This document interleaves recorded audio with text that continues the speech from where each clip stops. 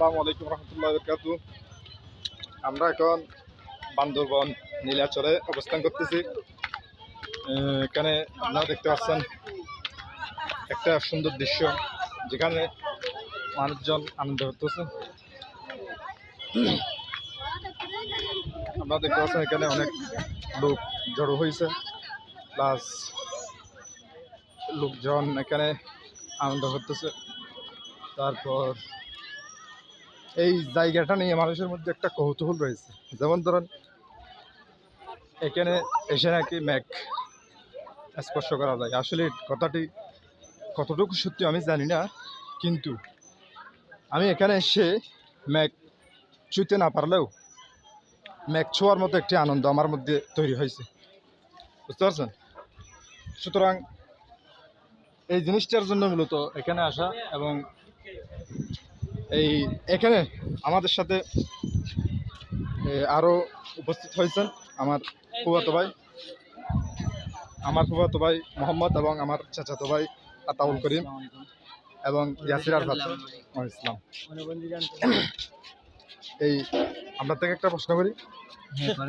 প্রশ্ন বলতে, এখানে এসে নাকি মেঘ স্পর্শ করা যায়, মানুষজন বলে আর কি, এটা কতটুকু সত্য? আপনার কাছে কি মনে হয়?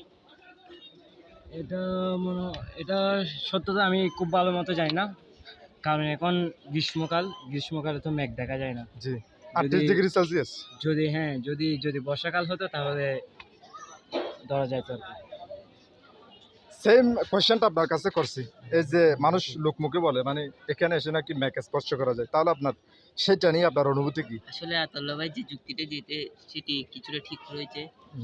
আমি এমনি কখনো যুক্তি বা নিজে ধরিনি, কিন্তু অনেকেই শুনেছি, আপনজন থেকে শুনেছি ধরা যায়। আপনি এর আগে এখানে কোনোদিন এসেছেন? হ্যাঁ, একবার এসেছি। হ্যাঁ, একবার এসে কার সাথে? সেটা হচ্ছে আমার ফুফির সাথে। তোমার ফুফির সাথে। ওকে, তাহলে আপনি এখানে কোনোদিন এসেছিলেন এর আগে? আমার তো এটা ফার্স্ট অনুভূতি। হ্যাঁ, এখানে যারা প্রথম আসবে তাদের অনুভূতিটা হবে ভিন্ন, বুঝতে পারছেন? সো আমরা এখন অন্যদিকে লক্ষ্য করব। এই যে দেখতে পাচ্ছেন আপনারা, হ্যাঁ না এখানে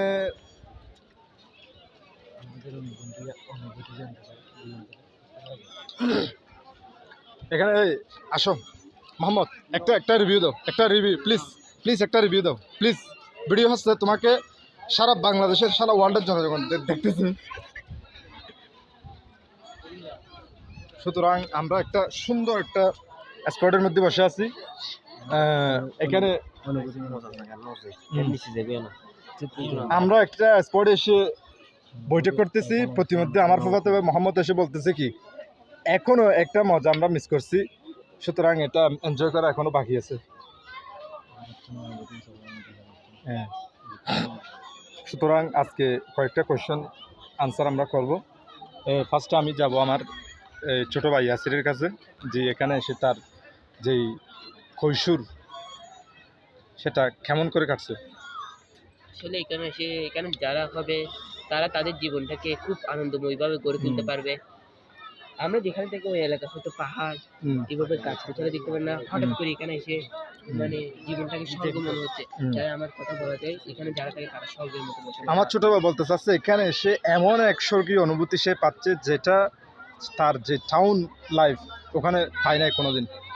অবভিয়াসলি আমিও তার সাথে একমত যে মাঝে মধ্যে আমাদের লাইফের কিছু অংশ, কিছু পার্ট এরকম এরকম ট্রাভেলের মধ্যে রাখা উচিত। সো আমি সেম কোয়েশ্চেন নিয়ে আমার ছোটো ভাই আতাউল করিমের কাছে চলে যাবো। তোমার অনুভূতি যে শেয়ার করো প্লিজ।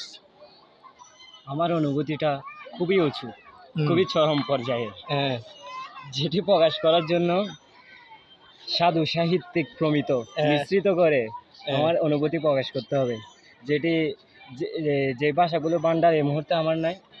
তবে আমি এইটুকুই বলবো যে এখানে এসে আমার অনুভূতিটা খুবই ভালো। পাহাড় দেখতে পাচ্ছি, অনেক বড় বড় পাহাড়ে তার মধ্যে আরো নতুন নতুন কিছু মানুষ আছে, ওদেরকে দেখে সে একটু ফানি টাইপের, সে একটু মানে কি মজা করে, তবু আপনারা কিছু মনে করবেন না, কারণ এটাই তো এন্টারটেইনমেন্টের একটা অংশ। সুতরাং আমরা নীলাচলের একটি অংশ নিয়ে আমরা এই লাইভ করছি, এবং অন্য একটি পার্টে গিয়ে, অন্য একটি স্পটে গিয়ে আমরা আবার লাইভ শুরু করব। সেখানে আমাদের সাথে থাকবেন। আসসালামু আলাইকুম।